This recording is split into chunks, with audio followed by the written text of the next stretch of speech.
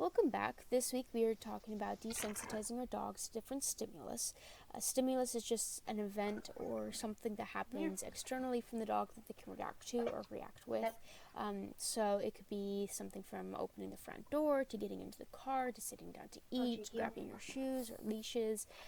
If you have any sort of medical issues like passing out, like syncope, you can have your dog react a certain way to those events, or anxiety attacks. Like, there's just a wide range of stimulus that you can teach your dog to properly react to, or react the way you want them to, and it's essentially the same process for all of them. So the first thing you're going to want to do is to have the desired behavior down before you introduce the stimulus into the equation. So for these two dogs, I have them sit, and we are working on them reacting to dog barking. So essentially what we just did is we just practiced sit. They both already know sit very well, so it's not something that I really had to teach them. I did try and refine it a little bit by having them sit at my side, but it was a little bit tricky to do with two dogs because they start getting confused. So I just have them sit close to me. And first I start off with the volume of the dog barking low on my phone, and then as they do well, you see they continue to sit. They're not reacting, like they're cocking their heads, they're tilting their ears.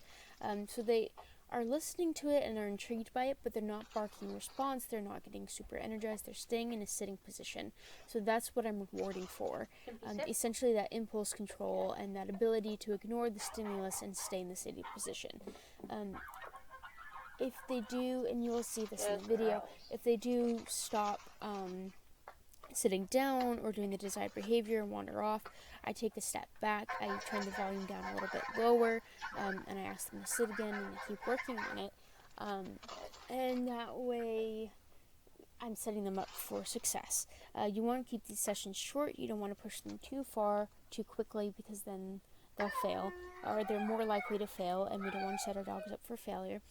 So I slowly turn up the volume on my phone, and then now that they have, that pattern down, and they know that when they hear the dogs barking to sit down, the next thing I'm going to be doing is I'm going to be restarting this process outside.